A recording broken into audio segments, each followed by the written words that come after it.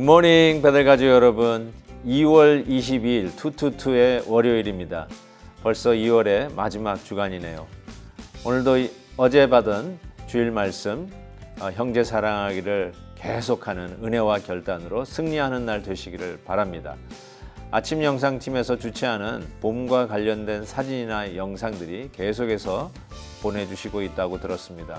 참여해 주신 분들에게 진심으로 감사드리고 꼭 셀폰을 가로로 해서 촬영해 주시고요. 그 장소에 대한 특별한 사연도 있으면 함께 적어 주시기를 바랍니다. 여러분이 직접 PD가 되어 주시기 바랍니다. 오늘 함께 부를 찬송은 185장 내 너를 위하여입니다. 영국의 여류 찬송가 작시자인 프란시스 리들리 하버갓이 지은 찬송인데요. 그녀의 유명한 간증이 있습니다. 이 찬송시를 쓰다가 마음에 안 들어서 벽난로에 버렸는데 순간 굴뚝을 타고 온 바람이 그 종이를 다시 내뱉었다고 합니다. 그때 마음속에 버리지 말라는 음성이 들려 태어난 찬송이 바로 이 찬송입니다. 다 함께 2절을 찬송하겠습니다. 아버지 보좌와 그 영광 떠나서 밤 같은 세상에 만 백성 구하려 내 몸을 희생했건만 너 무엇하느냐 내 몸을 희생했건만 너 무엇하느냐.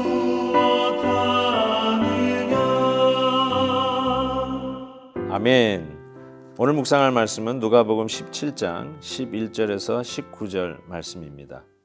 예수께서 예루살렘으로 가실 때 사마리아와 갈릴리 사이로 지나가시다가 한 마을에 들어가시니 나병 환자 10명이 예수를 만나 멀리 서서 소리를 높여 이르되 예수 선생님이여 우리를 불쌍히 여기소서 하거늘 보시고 이르시되 가서 제사장들에게 너희 몸을 보이라 하셨더니 그들이 가다가 깨끗함을 받은지라.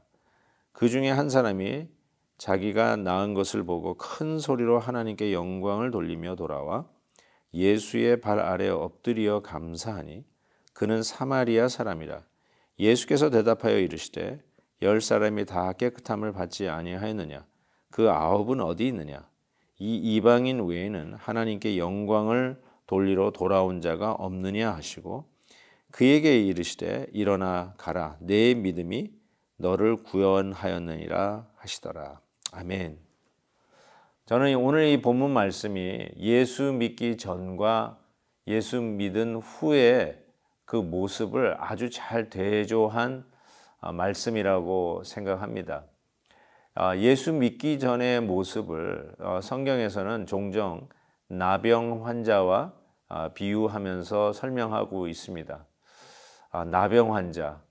이 나병이라는 것이 여러분도 대충 아시듯이 별로 큰 고통은 없는데 손가락이 떨어져 나간다든지 코가 문드러져서 떨어져 나간다든지 귀가 떨어진다든지 아픔이 없이 우리의 모습이 점점 변형돼 가고 그 질병의 깊이를 더하면서 결국은 죽음을 맞이하는 병.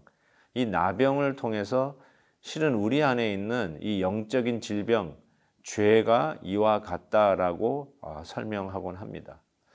그리고 당시 이 나병 환자들은 부정한 자라고 여겨졌기 때문에 사람들과 떨어져 지내야만 했습니다. 우리가 요즘 제일 잘 쓰는 말 격리입니다.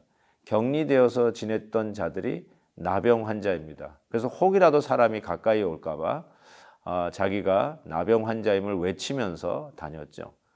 바로 이런 나병 환자들, 격리되어 있었던 자들, 사람들을 직접 대면해서 볼 수 없었던 이 나병 환자들이 예수님이 지나간다는 소리에 멀리 서서 큰 소리로 소리를 질러 도움을 요청하는 모습을 보게 됩니다. 멀리 서서 이 단어가 참 마음에 찡하게 와닿습니다. 결국 우리가 하나님 앞에 나아가지 못하는 죄인인 모습을 그대로 보여주고 있고요. 뭐가 잘났다고 당당하게 하나님 앞에 나아갈 수 있는 자들가 누가 있겠습니까? 그래서 멀리 서서 대면하지 못하고 외쳐 부르는 저희들, 그럼에도 불구하고 그들의 필요가 예수님 없이는 안 됩니다. 당신 없이는 안 됩니다. 도와달라고 간절히 외치는 그들의 모습을 보게 됩니다. 우리가 격리되어 있고 만날 수가 없고 우리가 그렇게도 자유롭게 예배당에 나와서 예배 드렸던 이 자리에 이제는 함부로 나올 수가 없어서 정말 대면하지 못하고 집에만 꼭 박혀 있는 우리들의 모습을 생각해 볼 때 얼마나 우리가 하나님을 만난 이 예배의 자리가 그립겠습니까?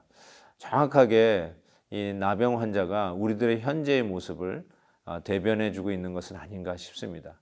바로 그러한 상황 속에서 큰 소리로 하나님의 은혜를 사모하면서 부르짖는 이들의 모습이 요즘 우리가 대면할 수는 없지만 우리에 있는 현장에서 간절히 주님을 만나고 싶어서 부르짖는 우리들의 모습이라고 생각을 합니다.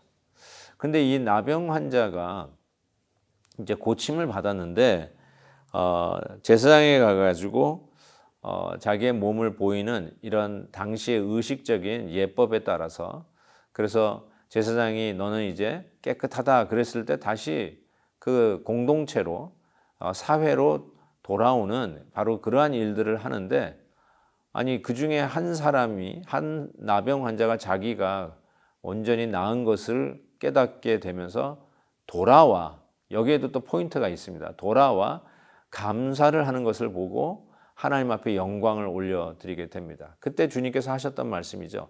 10사람이 고침을 받았는데 어떻게 한 사람만 돌아왔느냐 하면서, 돌아오지 않은, 즉 하나님께 감사하면서 영광을 돌리지 않은 9명을 찾습니다. 그들은 어디 있느냐라고 하신 것이죠. 정말 하나님 앞에 감히 나올 수 없어서 멀리 서서 비대면 속에서 격리되어서 하나님 앞에 부르짖었던 이 나병 환자가 고침을 받음에 완전히 변해서 이제 예수 믿은 후에는 하나님 앞에 돌아와 큰 소리로 영광을 돌리며 주님 앞에 예배하는 모습을 보게 됩니다.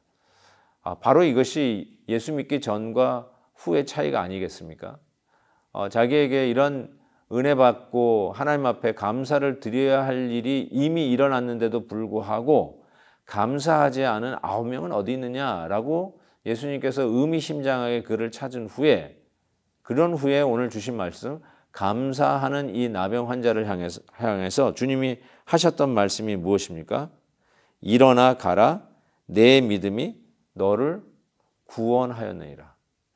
뭐 여기서 감사를 해야 구원을 받는다 이런 식으로 교리화하는 것은 무리라고 저는 생각합니다. 그럼에도 불구하고 상당히 의미심장합니다. 그리고 이 감사하러 돌아왔던 이 자가 누구입니까? 유대인들이 그렇게 혐오했던 바리새인이었습니다. 이방인이었다고 할 수 있죠.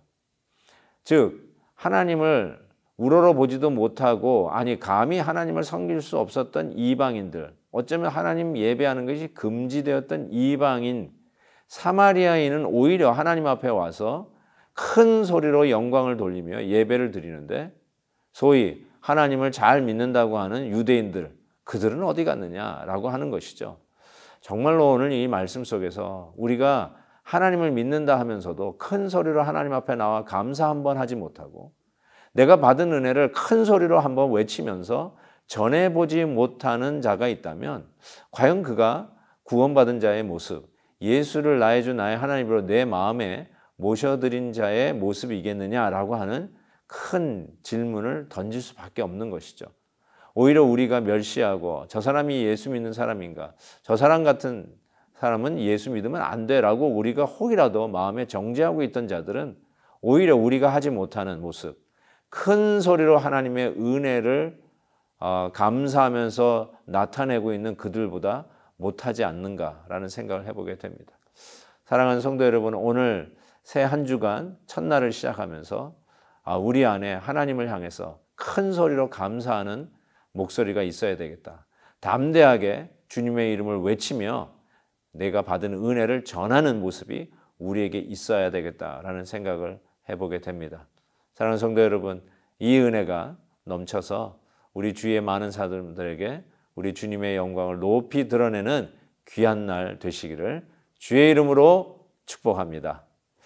사랑의 하나님 아버지, 새 하루, 새 한 주간을 시작하면서 오늘 주셨던 말씀 속에 다시 한번 이 한 주간은 우리가 큰 소리로 받은 바 은혜를 감사하며 나아가는 한 주가 되기를 소원합니다. 주님, 이 은혜를 주셨사오니 우리가 정말로 하나님의 은혜를 큰 소리로 외치며 나아가는 자들 되게 하시고 주님의 은혜를 선포하는 일을 부끄러워하지 않게 해주시고 받은 바 은혜를 전하는 일에 주저함이 없는 저희들 되게 하여 주시옵소서. 감사하며 예수님의 이름으로 기도하옵나이다. 아멘. 내일 또 뵙겠습니다. 김한여 목사님과 함께하는 아침 영상 메시지에 성도님들이 함께 참여할 수 있는 이벤트를 엽니다. 보물 주제로 직접 촬영한 여러분의 정원 또는 함께 나누고 싶은 작품을 사진이나 영상으로 보내주세요. 선정된 작품은 3월의 아침 영상의 배경화면으로 사용됩니다.